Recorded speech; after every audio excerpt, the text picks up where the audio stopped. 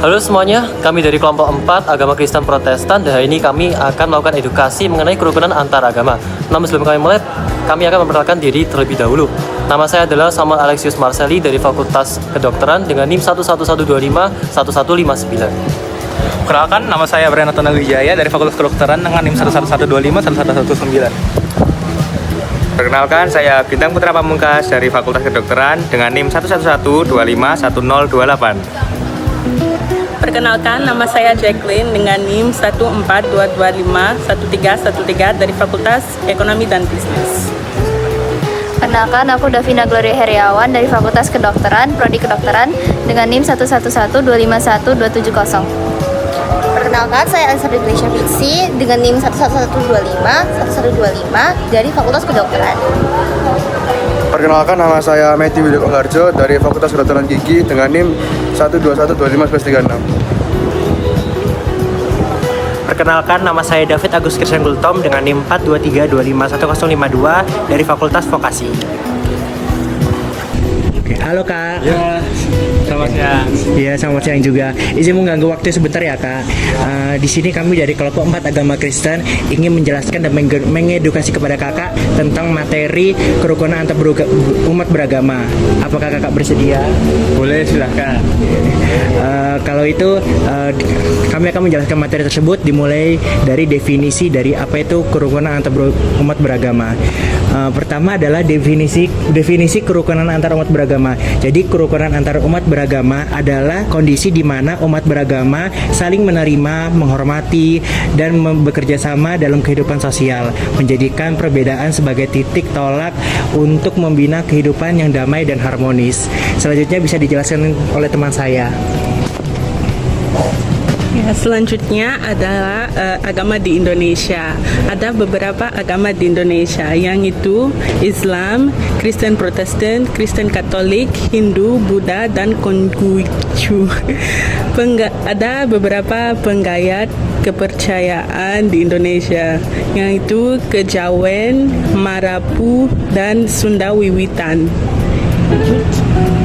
Ya, selanjutnya kami juga telah membuat akronim yaitu toleransi. Toleransi itu T-nya adalah toleransi, yaitu menghormati perbedaan dan budaya. O-nya open, membuka hati dan pikiran terhadap perbedaan. Kemudian L, loyalitas, yaitu setia pada nilai-nilai Pancasila dan Bhinneka Tunggal Ika. Kemudian empati, yaitu menempatkan diri pada posisi orang lain.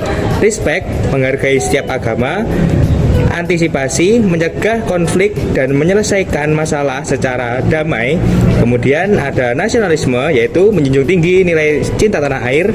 Selanjutnya sinergi, bekerjasama lintas agama dalam kegiatan sosial. Dan yang terakhir adalah integritas, yaitu menjaga kejujuran dan keadilan dalam berinteraksi. Lanjut. Baik, lanjut ke yang paling terakhir, itu tindakan konkret yang dapat dilakukan bagi kita sama untuk menjaga kerukunan umat beragama. Yang pertama itu menghormati perbedaan keyakinan dan praktik keagamaan. Yang kedua itu tidak memaksakan agama atau kepercayaan kita kepada orang lain. Terus yang ketiga itu membantu menjaga kebersihan dan keamanan dari umat-umat agama lain. Terus yang keempat itu mengucapkan selamat untuk hari-hari besar agama lain meskipun tidak menganut kepercayaannya. Terus yang berikutnya tidak membuat keributan di sekitar yang dapat mengganggu ibadahnya. Terus yang terakhir itu tidak menghina atau merendahkan agama lain gitu. Sekian dari kami. Ya, sekian dari kami. Terima kasih. Terima kasih Kak. Terima kasih. Jadi perkenalkan Kak, kami dari kelas agama Kristen. Di sini kami ditugaskan untuk menjelaskan tentang kerukunan antar umat beragama. Jadi saya akan menjelaskan definisinya, yaitu kerukunan antar umat agama itu adalah kondisi di mana umat-umat agama itu saling menghormati, saling menghargai, dan bekerja sama dalam kehidupan sosialnya, sehingga menjadikan perbedaan itu titik tolak balik menjadi suatu keharmonisan. Ya, jadi di negara kita sendiri yaitu Indonesia itu ada 6 agama yang diakui ya. Yang pertama ada agama Islam, yang kedua ada agama Kristen Protestan, yang ketiga ada agama Kristen Katolik, yang keempat ada agama Hindu, yang kelima ada agama Buddha, dan yang terakhir ada agama Konghucu. Lalu ada seperti kepercayaan lainnya, seperti mengenai kepercayaan, contohnya itu ada seperti Kejawen, Marapu, dan Sunda Wiwitan. dengan berbagai agama yang tadi sudah disebutkan, pasti kan kita butuh suatu cara supaya orang-orang di Indonesia itu bisa tetap bersatu gitu kan. Nah ini kami merangkum dengan poin namanya toleransi. Nah T-nya sendiri itu toleransi itu sendiri, jadi menghormati perbedaan dan budaya yang ada di Indonesia. Kemudian yang O-nya itu open, artinya kita membuka hati dan diri kita terhadap perbedaan yang ada itu. Kemudian loyalitas, setia pada nilai-nilai Pancasila yang udah kita yakini, serta Bhinneka Tunggal Ika juga.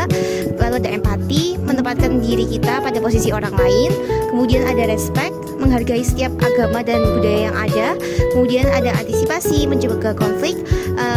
Nasionalisme itu berarti menjunjung tinggi persatuan dan kesatuan. Sinergi itu berarti bekerja sama dengan orang-orang yang berbeda agama atau lintas agama.